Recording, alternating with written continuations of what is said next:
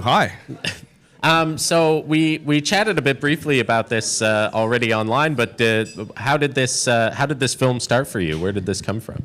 Yeah, I mean, it started as what was going to be an angry Facebook rant, and somehow there was something in me that said maybe try to make it art instead of an angry Facebook rant. And but obviously, just from personal experience with our medical system, I'm sure no one else here has ever had any complaints, but and I'm the first. But yeah, it was a few years of my own dealings, friends and family, all up close, and so I have a dark sense of humor, so I tried to make it cathartic somehow. Hopefully, yeah.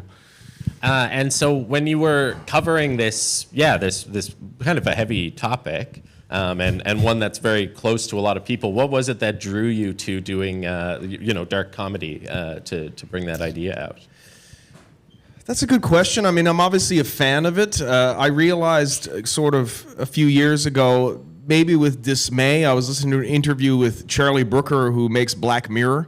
And the interviewer said, do you ever get depressed with this dark subject matter? And he said, I actually find it quite funny.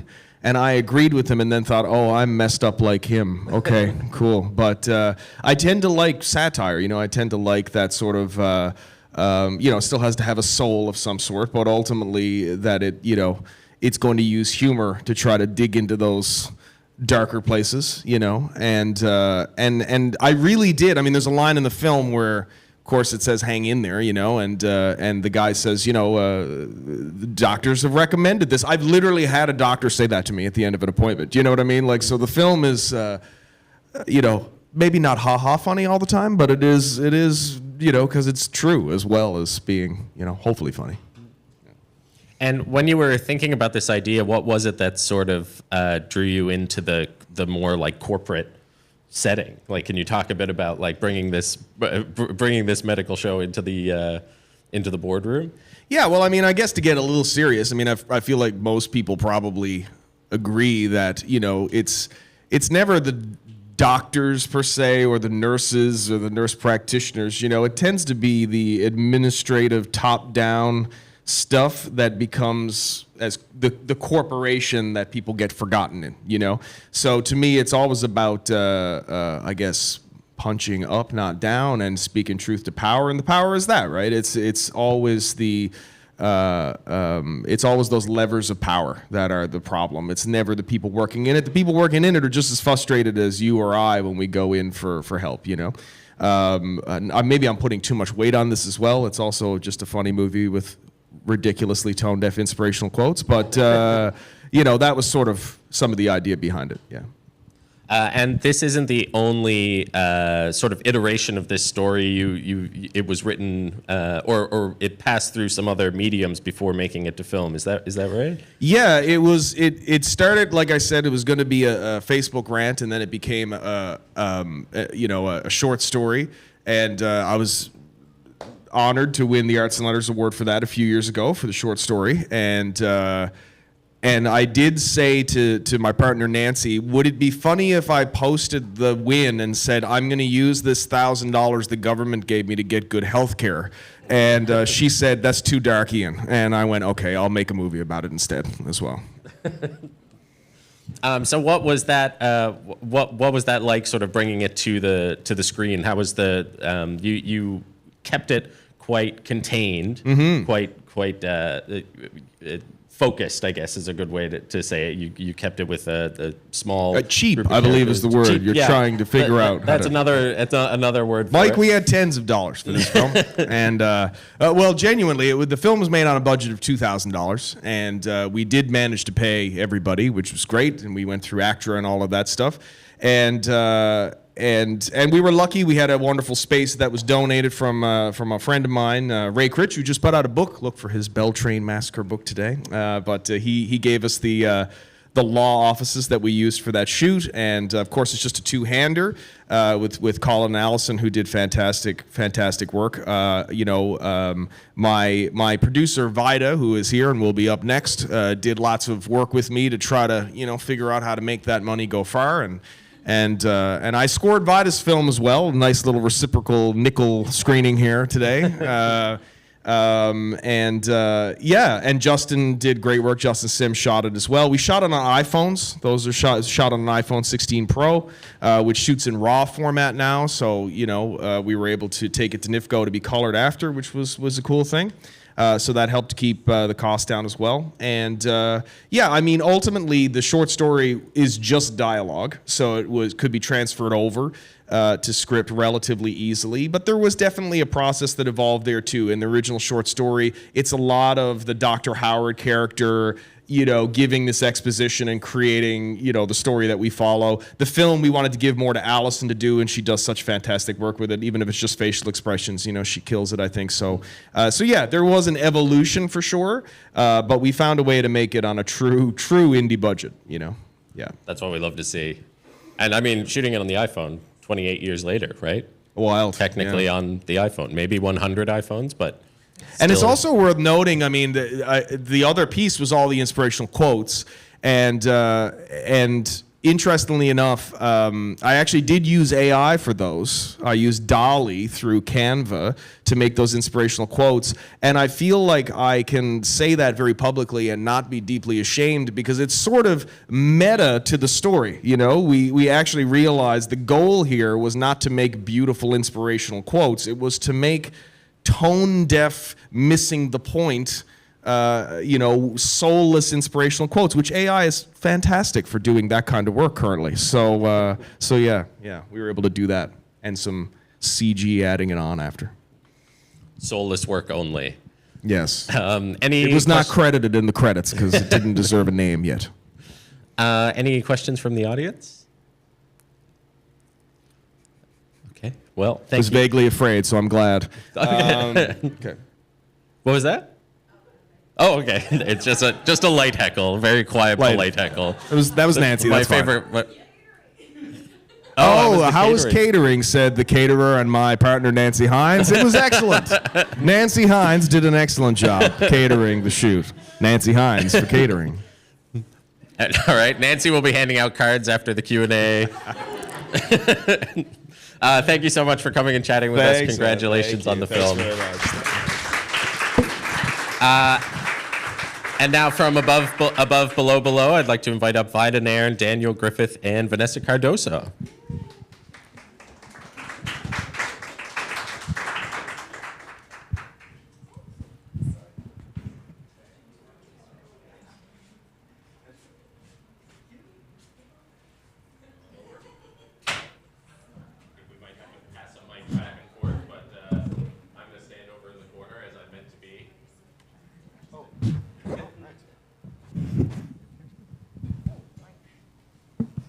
Ouch.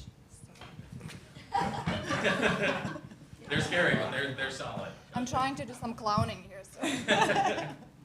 So congratulations on the film. I think everybody enjoyed it. Yeah.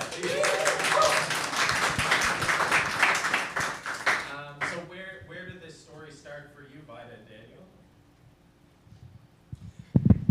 Well, I would say Vida and I had already been working on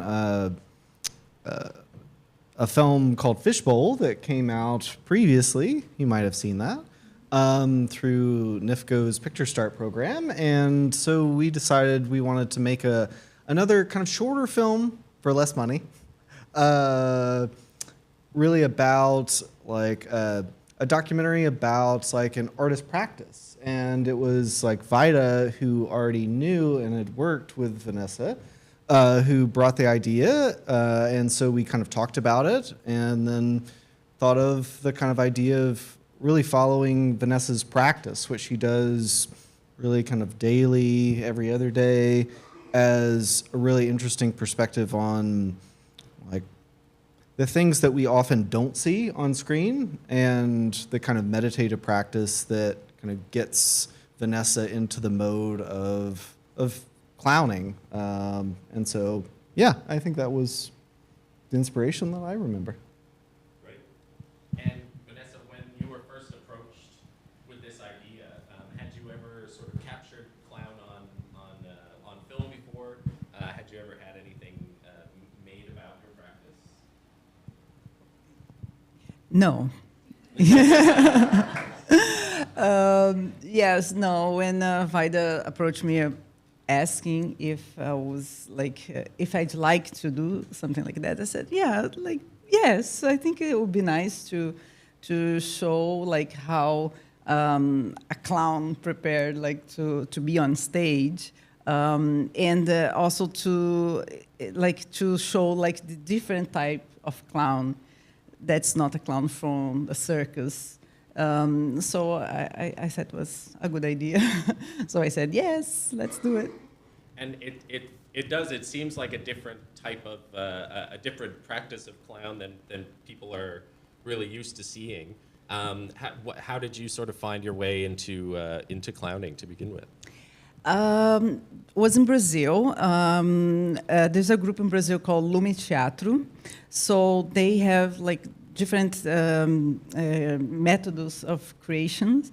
And then one day I saw this clown there.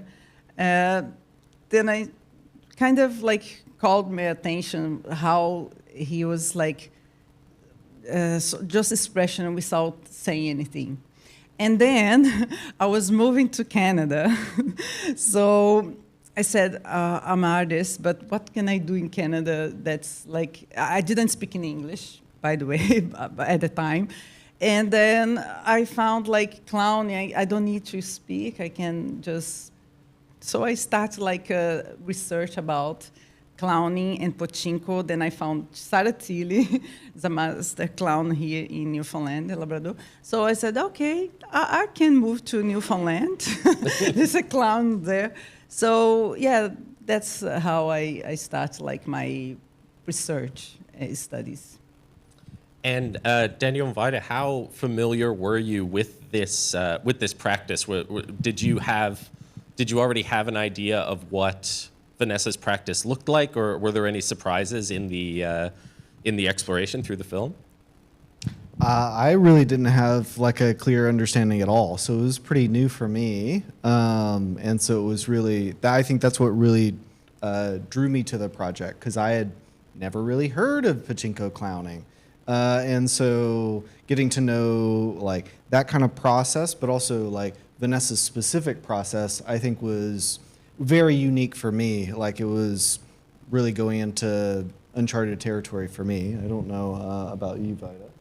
It was the same experience for me as well. And actually, when we thought about doing a documentary about Vanessa, what drew me to her was that she's a multi-talented performer. And Vanessa dances, acts, clowns, live statue. I know there is more. So we thought maybe we should do a documentary about somebody who has so many different talents, but then we realized it's a bit too short for all of that, so we need to pick one kind of practice that Vanessa does. And then we talked about it, and I realized I grew up seeing completely different type of clowning. It's more superficial, like Vanessa says, it's more entertainment. And we started talking about it, and I got really intrigued by the philosophy behind it as a completely different type of practice for the performer, but also the audience. The problem was, though, that we filmed this during COVID and no performances were happening. So what we saw on the street was the only thing we could have filmed at that time. And that's why Vanessa is wearing a mask in the store. So it was a completely new practice and type of clowning, which was very interesting. And yeah, Vanessa, you are a very multi-talented artist. You have a lot of you've really branched your artistic mind into so many different mediums. Do you find that? I mean, how do you have the energy? Honestly, I mean, how do you keep that creative spark going to be able to spread it into so many different forms? Interesting question. I think if I don't do that, I don't know what else to do.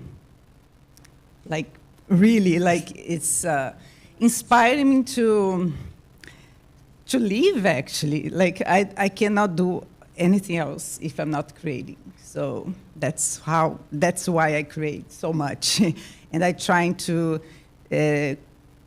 learn different skills, because I think that helped me with the other skills that I already have. Like, I think one thing leads to other thing, and I love learning, and then I love creating, and I love showing. So I think that's, yeah, I cannot see myself doing anything else but creating. It's very inspiring. Thank you. Are there any questions from the audience? Yeah. So I found the film really moving because Richard died almost 35 years ago now, and I studied with him in Toronto. So, okay, so tell us a little bit in depth about what is it about his method that really drew you? Because I think we saw a little bit of it, but can you tell us what draws you into it? Like, what was it that he was teaching that you found so profoundly different from other teachers? Because I agree with you. He had a very unique approach. I think it's like this self-discovery that you have when you start studying Pochinko. It's all about yourself and about discovering who you are. And then it's not much like worry about if people are gonna laugh or no. It's like it's you in your humanity, like you as you are, and you don't need to worry about if you're being good or not, if you're a failure or not. It's you, so you better accept in a hard way, or yes, yeah. I think that's this discovery of yourself, like myself, into life, into things, like in everything. It's a self-discovery, yeah.